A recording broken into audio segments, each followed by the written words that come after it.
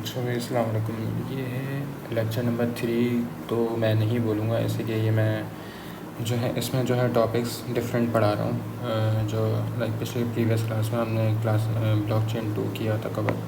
ठीक है, इस दफ़ा जो है हम ब्लॉकचेन 3 वाली क्लास का वो कवर नहीं करेंगे। हम दूसरी चीज़ें वो कवर करेंगे जो कि अभी हमारे पास टॉपिक्स मौजूद हैं लेकिन उसकी स्लाइड्स मौजूद नहीं हैं। ठीक है, और अच्छा है तो हमने मेरे ख्याल से पिछली दफ़ा ट्रांजैक्शन कर लिया था। डिजिटल सिग्नेचर तो सबको पता है, वो प्राइवेट और पब्लिक की वाली चक्कर जो है। ठीक है, क्रिप्टोग्राफी में सबने पढ़ा हुआ है। कैप थ्योरी में इसमें कवर कर लेंगे, मर्कल ट्री कर लेंगे और हैशिंग कर लेते हैं। सही है, मैंने निकाल के रखा हुआ है हैश फंक्शन और मर्कल ट्री और कैप थ्योरम। ठीक है, ये 3 चीज़ें हैं। अभी मैं इसके बाद प्रूफ ऑफ अथॉरिटी भी कर रहा हूँ, वो नेक्स्ट वीडियो में देखेंगे। तो थोड़ा सा हैश फंक्शन का ओवरव्यू ले लेते हैं कि हैश फंक्शन है क्या। ये लिखा हुआ है, ये मैंने निकाल के रखा हुआ है। It takes input and converts into hash. In Bitcoin blockchain we use SHA-256। ठीक है, function whether you put a single letter A और एनी लॉन्ग स्ट्रिंग, मतलब कि अगर तुम कोई सी बड़ी स्ट्रिंग भी ले लो, मतलब कि इतनी बड़ी स्ट्रिंग भी ले लो या फिर स्मॉल ए भी ले लो, तो आउटपुट तुम्हारे पास 64 लेटर्स और नंबर्स कंबाइन हुए हुए आएंगे। ठीक है, 64 नंबर लंबी स्ट्रिंग होगी लेटर्स की, और उसमें नंबर्स भी कंबाइन होंगे। ठीक है, अच्छा इसमें जो है उसका कन्वर्जन जो पहले होगा वो क्या कहते हैं 0 और 1 में होगा, और वो 256 बिट्स में होगा कन्वर्ट। सही है, लाइक उसको ये बोलते हैं ना, आई थिंक कंपाइलर वाला जो फंक्शन होता है 0 और 1 का। ठीक है, जो हमने कोल में पढ़ा था, वो सारा कुछ जो होगा वो 0 और 1 256 0 और 1 होंगे उसमें। ठीक है, और फिर उसके बाद जो है हमारा जो है कंपाइलर कन्वर्ट कर देगा उसके अंदर क्या कहते हैं लेटर्स और नंबर्स के अंदर, तो वो कन्वर्ट हो जाएंगे हमारे पास 64 में बन जाएंगे। सही है इसमें। ठीक है, कोई मैथमेटिकल फार्मूला लगा हुआ होगा उसमें यकीनन, और उसी के ज़रिए हो रहा होगा। अच्छा, इसमें ये भी है कि अगर तुम ए लिख रहे हो, ठीक है, और उसका हैश फंक्शन जो फंक्शन से गुजर के वो जो भी आउटपुट आ रहा है 64 बिट्स का, बिट्स तो नहीं बोलूँगा, 0-1 बिट्स बोलते हैं उसमें, तो वो लेटर्स ए एफ 6 ई करके कुछ होता है, एंड में 64 तक जा रहे होता है, यहाँ तक 1 2 3 4 इस तरह से करके ना 64 तक जा रहे होता है। तो ए का जो भी आउटपुट निकलेगा वो हमेशा सेम ही आउटपुट रहेगा। कभी भी तुम मैच कर लो उसको, रिफ़्रेश करके फिर से ए लिख लो, जब भी वही आउटपुट आएगा तुम जब भी ए इनपुट करोगे। अगर तुम्हें देखना है तो SHA-256 कैलकुलेटर ऑनलाइन गूगल पे लिखो तो तुम्हें पहली वेबसाइट जो भी दिखे तो उसमें खोलोगे तो उसमें ए लिखना, और जो भी आउटपुट आए वो तुम्हारे पास। ठीक है, फिर पेज को रिफ़्रेश करना, फिर से ए लिखना, और जो भी आउटपुट आए कंपेयर कर लेना, सेम आएगा आउटपुट। कभी ये नहीं होगा कि एक दफ़ा ए से कुछ और आउटपुट आ रहा है और दूसरी दफ़ा ए से 256 से गुजारा तो हमारे पास जो है कुछ और आउटपुट आ रहा है, ऐसा नहीं होता है इसका। अच्छा, दूसरी बात ये अच्छा हमने ये भी तो पता चल गया कि भाई 64 का आउटपुट होता है। ठीक है, अच्छा हम इसको हैश को ना रिवर्स फंक्शन नहीं कर सकते। लाइक हमने जो ए लिखा है और जो उससे जो भी आउटपुट आया है, ठीक है, तो हम ये नहीं होगा कि भाई मैं इस आउटपुट को उठाऊं और उसको कन्वर्ट कर दूं मैं वापस ए में। ठीक है, ऐसा से कोई वो कोई एल्गोरिथम कोई मैथमेटिक्स नहीं है मेरे ख्याल से। आई डोंट नो कि है या नहीं है, लेकिन मुझे जहाँ तक पता है, मैंने जो रिसर्च किया गूगल पे, तो वहाँ पर नहीं है अभी तक। ठीक है, तीसरी बात ये कि कभी भी किसी भी 2 लेटर्स या 2 सेंटेंस या एक लेटर और एक सेंटेंस का जो आउटपुट निकलेगा वो सेम हो, कभी भी ऐसा नहीं होगा। हाँ, अगर मिल जाएगा ना बेटा किसी को, कोई तुम्हें ना वो प्राइज़ बॉन्ड दे देगा, कोई बहुत सारे पैसे इनाम रिवॉर्ड दे देगा तुम्हें कुछ। ठीक है, लेकिन कभी निकलता नहीं है। जैसे MD5 वाला जो एल्गोरिथम है उसमें मेरे ख्याल से एक दो कुछ हैं, एक दो नहीं है, ज़्यादा है, लेकिन कुछ हैं, बहुत कम है ऐसे हैं जिनमें जो है आउटपुट सेम निकला हुआ है उनका। ठीक है, लेकिन SHA-256 एक ऐसा एल्गोरिथम है, एक ऐसा हैशिंग फंक्शन है जिसमें जो है कभी भी किसी भी लेटर और स्ट्रिंग का जो है ना आउटपुट कभी भी मैच नहीं होता। चाहे तुम ए लिख दो और ये वाले इनपुट में एक दफ़ा इनपुट में ये दे दो, एक दफ़ा इनपुट में ये दे दो, ठीक है, इनका कभी भी ना आउटपुट जो निकलेगा ना वो कभी भी मैच नहीं करेगा। किसी का भी आज तक नहीं निकला है आउटपुट मैच करता हुआ। तो ये हैश फंक्शन है एक तरीके से। ठीक है। अच्छा, ये इसीलिए जो है ये हम बिटकॉइन वगैरह वो क्या कहते हैं मर्कल ट्री वगैरह में इस्तेमाल करते हैं हम लोग, ठीक है। अच्छा, अब मर्कल ट्री पे आ जाते हैं। मर्कल ट्री बोलता है कि भाई ये हमें जनरेट करता है हम मर्कल प्रूफ से, और प्रूफ से हमें पता चल जाता है कि फॉर एग्ज़ाम्पल अगर, बल्कि नहीं, इसकी थोड़ी सी हिस्ट्री बताता हूँ, मतलब कि कहाँ से शुरू करना है। कि फ़ॉर एग्ज़ाम्पल तुमने कोई ट्रांजेक्शन शुरू की है, ठीक है, और तुमने बोला यार मेरी ये ट्रांजेक्शन थी और मुझे ये बता दो कि ये मैंने ट्रांजेक्शन जो की है वो सही ट्रांजेक्शन की है या नहीं है। मतलब कि सिस्टम को किस तरह से पता चलेगा कि तुम्हारी ही ट्रांजेक्शन है। फॉर एग्ज़ाम्पल तुमने बोला है कि भाई मैंने किसी को 10,000 रुपीज़ सेंड किए हैं, ठीक है। सिस्टम कैसे वेरीफाई करेगा कि तुमने ही सेंड किए हैं दूसरे बंदे को या नहीं, या किसी और ने किए, या तुमने कुछ 100 भेजे हो तो उसकी जगह 1000 तुमने लिख दिया और उसको सिस्टम को बोल रहे हो कि भाई मैंने तो 1000 भेजे थे उस बंदे को, और असली में तुमने 100 भेजे हो। तो वो सारा कुछ किस तरह से चेकिंग होगी, सही है, वो मर्कल ट्री के ज़रिए हम चेक कर सकते हैं। तो तुम बोलोगे कि यार फॉर एग्ज़ाम्पल तुम्हारा नाम है डैनियल वगैरह जो भी नाम है, ठीक है। तुमने बोला यार मेरा इस बॉक्स में जो है मेरे पास ट्रांजेक्शन पड़ी हुई है। एक बॉक्स के अंदर मल्टीपल ट्रांजेक्शन्स पड़ी हुई हो सकती हैं, एक भी ट्रांजेक्शन पड़ी हो सकती है और मल्टीपल ट्रांजेक्शन भी हो सकती है। मेरे ख्याल से मैक्सिमम मैंने 100 का सुना है, हो भी सकता है कि 100 से ज़्यादा भी हों, ठीक है। तो इसका तुम जो भी ट्रांजेक्शन होगी उसका हैश निकलेगा, इसका जो भी ट्रांजेक्शन होगी, जितनी भी ट्रांजेक्शन्स पड़ी होंगी तो उसका हैश निकलेगा। अच्छा, हैश को तुम हैश के अंदर कितनी बड़ी भी वैल्यू डाल दो, मतलब कि इंसाइक्लोपीडिया भी तुम डाल दोगे ना, तो जब भी तुम्हारे पास 64 का आउटपुट आएगा, ठीक है, तो जो भी इसका हैश निकलेगा वो यहाँ पर इन दो में चल जाएगा कन्वर्ट हो गए, ठीक है। तो यहाँ पर कंबाइन हो जाएगा। अब यहाँ पर जो है 2 हैश होंगे, तो मतलब कि ये नहीं होगा कि 64 + 64 जो है वो तुम्हारे पास 128 हो जाएगा, नहीं, यहाँ पर भी तुम्हारे पास 64 का बना होगा, ठीक है। इन दो का करोगे, सही है, इन दो का निकला, और यहाँ पर जो आया इसको भी 64 होगा। तो अगर तुम यहाँ पर कोई छेड़खानी कर दो किसी ट्रांजेक्शन के अंदर, इस बॉक्स के अंदर, सी वाले बॉक्स के अंदर मल्टीपल 2-3 ट्रांजेक्शन पड़ी हुई हैं, ठीक है। एक ट्रांजेक्शन को तुमने उठा के चेंज कर दिया, ठीक है, तो उसका हैश फंक्शन चेंज हुआ। जैसे ही हैश फंक्शन चेंज होगा तो यहाँ पर एक जो ओरिजिनल वाला होता है ना वो प्रीवियसली स्टोर्ड हुआ होता है, मतलब कि एक मेमोरी की तौर पे, ठीक है। तो वो यहाँ पर चेक नहीं करेगा फ़ौरन। जैसे ही तुम्हारा चेंज होगा ना हैश फंक्शन, ठीक है, तो वो तुम्हारा चेन रिएक्शन टूटेगा। क्यों? क्योंकि यहाँ पर इसको पता है कि प्रीवियस वाले का जो है हैश क्या है, ठीक है।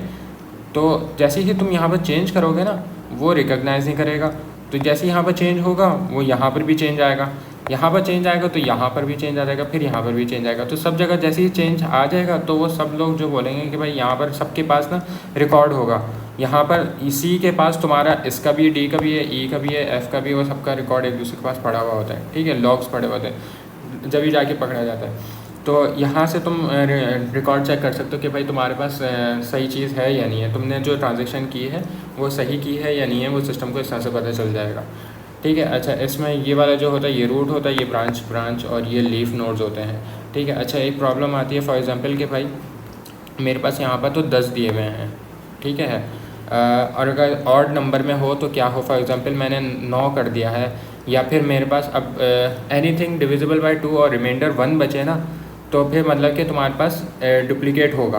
अब वो डुप्लीकेट वाली चीज़ देख लेते हैं। फॉर एग्ज़ाम्पल 9 हो या 11 हो या फिर 10 हो। अब 10 को डिवाइड बाय 2 करो तो 5 बचता है, 5 का रिमाइंडर जो होता है तुम्हारे पास 1 बचता है, ठीक है, 2 2 ज़ा 4 करके और रिमाइंडर 1, वो वाली बात कह रहा हूँ, ठीक है। तो वो जैसे ही तुम्हारे पास 1 बचेगा तो तुम्हारे पास डुप्लीकेट होगा। अब डुप्लीकेट होने में क्या मसला आ रहा है कि भाई तुम क्या करोगे। अब जैसे तुम्हारे पास यहाँ तक GH था, अब तुमने बोला यार मैंने I और J भी लगा दिया, है तो ये सारा इवन ही, ठीक है तो तुम्हारे पास इवन ही। तुमने बोला कि भाई यहाँ पर 1 2 3 4 5 6 7 8 9 और 10, ठीक है। यहाँ पर 8 था तो ठीक था, 2 2 ज़ा मतलब कि 2 के टेबल से फुली भी डिविजिबल हो रहा था, यहाँ पर है 10 आ रहे हैं, ठीक है। तो रिमाइंडर 1 बच रहा है एक तरीके से, 2 5 ज़ा 10 और 5 को करोगे तो वो 1 बच जाएगा, ठीक है। तो ये यहाँ पर तो हमारे पास एक बच रहा है। तो अब चूँकि हम इसमें बाइनरी ट्री बनाते हैं हैश क्या कहते हैं मर्कल ट्री में, ठीक है, हर किसी की 2 2 होती हैं, नोड्स होती हैं। तो इसमें जैसे ही तुमने ये वाले इसको किया तो इसका एक पेरेंट बन गया, चलो ठीक है, सही है। अब इसका पेरेंट क्या बनेगा, यहाँ पर पेरेंट बन गया, तो इसका दूसरा वाला जो खाली होगा तो उसमें क्या करोगे तुम, यही वाला जो है जो हैश फंक्शन, ये हैश आउटपुट जो होगा यही वाला उठा के तुम यहाँ पर कॉपी कर दोगे इस तरह से, ठीक है। फिर यह यहाँ पर जाएगा, इसको आई और जे लिखा हुआ है ना, तो आई और जे ही रहेगा, यहाँ पर पूरा आई और जे आ जाएगा, ठीक है। अब तुमने बोला ये मैं ऊपर किया, इसका पेरेंट है ये वाला, ठीक है, सही है, पेरेंट आ गया, लेकिन पेरेंट के 2 चाइल्ड होने चाहिए, 2 बाइनरी ट्री की वजह से, ठीक है। तो ये इसको डुप्लीकेट कर देगा यहाँ पर, ठीक है, इस तरह से करना है। ये मत करना है कि यहाँ पर भी बना देना, ऐसा बना दोगे तो वो तो फिर पॉसिबिलिटी अलग हो जाएगी, वो मसला नहीं रहेगा, ठीक है। तो ये नहीं करना कि यहाँ पर तुमने उठा के बना दिया, इसके ऊपर आओगे और यहाँ से शुरू करोगे, ठीक है, इस तरह से होगा। अब तुम फॉर एग्ज़ाम्पल अगर 9 भी कर दो, ठीक है, अगर तुम्हारे पास ये 9i तक आ रहा है कोई डेटा, सही, ब्लॉकचेन में ब्लॉक जो है एक तुम्हारे पास ब्लॉक जो है ये i आ रहा है, 9 ब्लॉक्स आ रहे हैं, और तुम्हारे पास 10वां ब्लॉक नहीं है, तो तुम जो है फिर i बनाओगे यहाँ पर, ठीक है, फिर j नहीं बनाओगे, फिर इसका डुप्लीकेट बनाओगे इस वाले का, ठीक है। अब यहाँ पर हमने डुप्लीकेट इसका क्यों नहीं बनाया, क्योंकि i और j था हमारे पास, सही है। अब लेकिन अगर i होता यहाँ पर और यहाँ पर कुछ भी नहीं होता, तो हम यहाँ पर डुप्लीकेट बनाते इसका i का, यहाँ पर शुरू करते, ठीक है। तो ये i होता, सही है, फिर यहाँ पर i होता, तो ये इसी तरीके से ये पूरा i करके चल रहा होता, ठीक है। इस तरह से यहाँ पर फिर gh के बाद i कॉन्स्टेंटली पूरा 8 दफ़ा आ रहा होता, ठीक है। अच्छा, मैंने ये भी देखा था कि इसकी o log n है, अगर ये किसी को देखना हो तो, ठीक है। आगे चलते हैं, ये कुछ भी नहीं है, इसको छोड़ देना। अच्छा, ये था मर्कल ट्री। अच्छा, ये मतलब कि ये सारा ओवरव्यू दे रहा हूँ, ये नहीं है कि भाई अगर किसी को डीप डाउन पढ़ना हो, डिटेल लर्निंग करनी हो तो भाई वो खुद कर ले, ये इतना है कि भाई पास हो जाओ तुम लोग सब, ठीक है। अच्छा, कैप थ्योरम बोलता है कि भाई कैप थ्योरम में होती है कंसिस्टेंसी, अवेलेबिलिटी और पार्टीशन टॉलरेंस, मतलब कि पार्टीशन टॉलरेंस बोलता है, अब बल्कि शुरू से कर देता हूँ। कैप थ्योरम बोलता है कि states that you can only have any 2 properties at the same time in a distributed system. हम जो भी डिस्ट्रीब्यूटेड सिस्टम बनाते हैं ब्लॉकचेन का, सही है, और बिटकॉइन में जो भी है हम इस्तेमाल करते हैं, तो हम एक डिस्ट्रीब्यूटेड डिसेंट्रलाइज सिस्टम बनाते हैं, ठीक है। तो वो बोल रहा है कि भाई जब भी डिस्ट्रीब्यूटेड सिस्टम बनाएंगे तो हमारे पास कोई ना कोई सिर्फ 2 प्रॉपर्टीज़, कैप थ्योरम बोलता है, बाकी थ्योरम्स नहीं, सिर्फ कैप थ्योरम बोलता है कि सिर्फ 2 प्रॉपर्टीज़ जो हैं एक वक्त में वो मतलब कि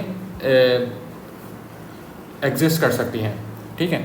तो कौन कौन सी क्या कर सकती हैं, कंसिस्टेंसी और अवेलेबिलिटी, या फिर कंसिस्टेंसी या पार्टीशन, सही है, और अवेलेबिलिटी कर सकती है और पार्टीशन एक दफ़ा कर सकती है, या फिर क्या कहते हैं, पार्टीशन और कंसिस्टेंसी एक जगह पे एक दफ़ा एग्जिस्ट कर सकती है, ठीक है। तो इन तीनों में से कोई सी 2 जो हैं एक दफ़ा वो रह सकती है। अब चूँकि हमारे पास सिस्टम होता है तो हमें भाई बनाना पड़ता है पार्टीशन टॉलरेंस वाला, तो ये तो मस्ट है, ये वाला पार्ट तो मस्ट होता है कि भाई तुम्हारा पार्टीशन टॉलरेंस वाला सिस्टम बनना चाहिए। अगर पार्टीशन टॉलरेंस वाला, जैसे फॉल्ट टॉलरेंस होता है, ठीक है, हर सिस्टम में फॉल्ट टॉलरेंस का कोई ना कोई पार्ट होना चाहिए, ठीक है, इसी तरीके से पार्टीशन टॉलरेंस का भी एक पार्ट होना चाहिए। तो पार्टीशन टॉलरेंस क्या है बता देता हूँ कि भाई फॉर एग्ज़ाम्पल ये 3 कंप्यूटर हैं, ठीक है, और 3 कंप्यूटर में से एक जो है डिस्कनेक्ट हो गया, नेट से डिस्कनेक्ट हो गया, तो बाकी पे जिम्मेदारी आ जाती है कि भाई क्या करें इसको। अगर फॉर एग्ज़ाम्पल मैं क्वेरी भेज रहा हूँ, ठीक है, मैं सबको अपने कंप्यूटर से क्वेरी भेज रहा हूँ कि भाई यहाँ पर वैल्यू 3 हो जाए, यहाँ पर भी वैल्यू 3 हो जाए, यहाँ पर भी वैल्यू 3 हो जाए। अब नेट डिस्कनेक्ट हो गया मेरे पास यहाँ पर, तो मैंने बोला कि भाई उसके बाद 3 तो मैंने भेज दिया था और यहाँ पर 3 स्टोर्ड है, ठीक है। अब मैंने बोला कि 2 हो जाए, यहाँ पर नेट डिस्कनेक्ट हो गया, ये जो है ये वाला जो है नोड जो है, ये कंप्यूटर जो है, ये सर्वर जो है वो डिस्कनेक्ट हो गया। अब मैंने यहाँ पर वैल्यू अपडेट करके 2 भेजी कि भाई मेरे पास अब 2 है वैल्यू, तो यहाँ पर 2 हो गई, यहाँ पर 2 हो गई और यहाँ पर 3 ही रही, ठीक है। तो ये मसला आ जाता है, तो वो यहाँ पर बोलते हैं कि भाई अब हमारे पास 2 तो हो गई है, अब इसमें ऑब्वियसली टाइम वगैरह वो सारी चीज़ें इंक्लूडेड होंगी कि भाई मैंने इस टाइम पे जो है 2 भेजा है, तो जब नेट कनेक्ट होगा तो फिर वापस से पता चल जाएगा इसको कि भाई अपना टाइम मैच करेगा, इसमें प्रीवियस टाइमर होगा, इसमें अपडेटेड टाइमर होगा, वो बात अलग है, ठीक है। ये हम पार्टीशन टॉलरेंस वाली बात कर रहे हैं, नेटवर्क पार्टीशन की। तो यहाँ पर ये ख़त्म हो गया, इसका नेट ख़त्म हो गया, यहाँ पर आ गया हमारे पास वैल्यू 2, ठीक है। तो अब ये दोनों डिसाइड करेंगे क्या हमारा सिस्टम जो है, मतलब कि जिस तरह से सिस्टम डिज़ाइन होगा तो वो डिसाइड करेगा कि भाई हमें कंसिस्टेंसी मेंटेन करनी है या फिर अवेलेबिलिटी मेंटेन करनी है। अब ज़रा पढ़ लेते हैं कि भाई कंसिस्टेंसी क्या है, अवेलेबिलिटी क्या है, पार्टीशन टॉलरेंस क्या है, सही है। तो कंसिस्टेंसी बोलती है कि भाई when system returns info that info will always be updated, ठीक है। मतलब कि अगर नेट डिस्कनेक्ट हो भी जाए कहीं से भी, तो जब भी मैं क्वेरी चलाऊँ तो मुझे जो भी इंफॉर्मेशन वापस मिल रही है तो वो मुझे अपडेटेड इन्फॉर्मेशन मिले, ना कि वो प्रीवियस वाली, मतलब कि 3 वाली वापस ना भेजे मुझे 2 वाली वापस भेजे। ठीक है, ये कंसिस्टेंसी है। अच्छा, अवेलेबिलिटी क्या बोलती है? अवेलेबिलिटी बोलती है कि when system always return info even if in its stale condition. अब क्या बोला इसने? बोला कि भाई 3 है, यहाँ पर 2 है, यहाँ पर 2 है। अवेलेबिलिटी बोल रही है अब मैं यहाँ पर बैठा हूँ, यहाँ पर आ रहा है मेरे पास, कभी आ रहा है 3, कभी आ रहा है मेरे पास 2। ठीक है, मैं रिफ़्रेश कर रहा हूँ, कभी 3 आ रहा है, कभी 2 आ रहा है। ठीक, तो इससे मुझे पता चल रहा है कि भाई मेरा जो है रिस्पॉन्स तो मुझे वापस मिल रहा है। ठीक है, मतलब क्या अवेलेबिलिटी है। ठीक है, अच्छा, इन दोनों की एग्जांपल यहाँ पर देखेंगे, ये अवेलेबिलिटी की और कंसिस्टेंसी की। ये तुम लोगों को पार्टीशन समझ में आ गया कि भाई when system continue to operate even if the network is even if there is a network partition. ठीक है, वही वाली बात जो अवेलेबिलिटी में थी। अच्छा, if this happens system must choose, मतलब कि अगर ये हमारे पास कटता है, नेट डिस्कनेक्ट होता है, तो सिस्टम मस्ट चूज़ कंसिस्टेंसी या फिर अवेलेबिलिटी। तो कंसिस्टेंसी की सैम्पल मैंने लिखी हुई है। अगर जैसे बैंक्स में क्या होता है कि भाई हमें लाइक करंट इन्फॉर्मेशन चाहिए होती है। अब मैं अगर अपना वो जो है बैलेंस पूछना चाह रहा हूँ या फिर मैं कोई ट्रांजैक्शन करना चाह रहा हूँ, ठीक है, तो उस वक्त अगर तुम्हें ये ज़्यादा फ़ायदा होगा कि तुम्हारे पास चीज़ अवेलेबल हो, या ये तुम्हें ज़्यादा फ़ायदा होगा कि वो तुम्हें इनकन्सिस्टेंसी वाला रिज़ल्ट तुम्हें वापस आ रहा हो। कभी तुम्हारे पास, तुमने बोला यार मैंने 10,000 रुपये अकाउंट में डाले में, ठीक है, मैं 5,000 रुपये विड्रॉल करने जा रहा हूँ, और कंसिस्टेंसी क्या आ रही है? कंसिस्टेंसी वो हमने फॉलो नहीं की हुई बैंक के अंदर, और मैंने बोला कि अवेलेबिलिटी हो। सही है, तो यहाँ पर वो मैंने पहले 10,000 रुपये निकाल लिए थे, किसी ने निकाल लिए थे मेरे अकाउंट में से, या मैंने ट्रांजैक्शन कर ली थी, फिर मैंने 5,000 की ट्रांजैक्शन करने की कोशिश की तो मेरे पास वो आ ही नहीं रहा। ठीक है, या आ रहा है या नहीं आ रहा है, तो वो कंसिस्टेंसी वाला इशू आ जाता है यहाँ पर। ठीक है, तो बैंक्स वाले प्रेफर करते हैं कि भाई कंसिस्टेंसी जो होनी चाहिए ना वो एक्यूरेट होनी चाहिए, मतलब कि हमारे पास ये अवेलेबिलिटी का मसला नहीं है, कंसिस्टेंसी का मसला है, वो हमें हमेशा पूरी होनी चाहिए। अच्छा, अवेलेबिलिटी तुमने देखा होगा कि भाई बहुत दफ़ा हम जाते हैं बैंक एटीएम वगैरह पे विड्रॉल वगैरह करने जाते हैं, तो वहाँ पर बोलते हैं कि भाई मेंटेनेंस हो रही है या बंद है, तो वो मेरे ख्याल से वो इसी वजह से होता है। ये एक like one of the reasons है, ऑब्वियसली अदर रीज़न्स होंगे। ठीक है, अच्छा, सोशल मीडिया में अवेलेबिलिटी का वो बड़ा मसला है कि भाई हमेशा कोई ना कोई कहीं ना कहीं से हमेशा हमारे पास रिस्पांस आना चाहिए। किस तरह से? फॉर एग्जांपल तुमने उठा के कमेंट किया यहाँ पर किसी की पोस्ट पे, और उसी वक्त दूसरा बंदा भी कमेंट कर रहा होगा। ठीक है, अब बात क्या चल रही है कि भाई यहाँ पर तुम उस बंदे से लड़ाई कर रहे हो या फिर कोई बात एक्सप्लेन कर रहे हो, ठीक है, अब उसने कुछ रिस्पांस दिया, लेकिन उसके बाद उसके पास जो है ना वो रिज़ल्ट कुछ और शो हो रहा है और तुम्हारे पास कुछ और रिज़ल्ट शो हो रहा है। क्यों? क्योंकि उसके तुम्हारे पास नेट डिस्कनेक्ट हुआ, तुमने बोला कि भाई मैंने सेंड तो कर दिया। अब जैसे हम व्हाट्सएप में हमारे पास नेट बंद हो जाता है, तुम मैसेज तो सेंड कर देते हो, ठीक है, और तुम्हारे स्टैम्प भी लग जाता है उसके ऊपर कि भाई मैंने इस टाइम पे मैंने मैसेज किया, और जैसे ही तुम्हारा नेट खुलता है उस बंदे के बाद ठक ठक करके सारे मैसेज आने शुरू हो जाते हैं। ठीक है, और वहाँ पर वो बंदा गुस्सा कर रहा होता है, भाई तू मैसेज क्यों नहीं कर रहा, क्या हो गया, वो सारा कुछ। तो वो अवेलेबिलिटी हम प्रायोरिटाइज़ कर रहे होते हैं सोशल मीडिया के अंदर, ऐप्स के अंदर। कमेंट्स की ये एग्जाम्पल तुम ले सकते हो। ठीक है, तो ये है हमारा कैप थ्योरम और मल्टीपल ट्री और हैश फंक्शन। नेक्स्ट क्लास में हम लोग देखेंगे क्या कहते हैं प्रूफ ऑफ अथॉरिटी, और मेरे ख्याल से बस प्रूफ ऑफ अथॉरिटी ही कर लेते हैं, और प्रूफ ऑफ वर्क और प्रूफ ऑफ स्टेक जो है मेरे ख्याल से वो इतना इंपॉर्टेंट नहीं है। तो ये सारा कुछ यहाँ पर एंड होता है। ठीक भाई, सही, अल्लाह हाफ़िज़।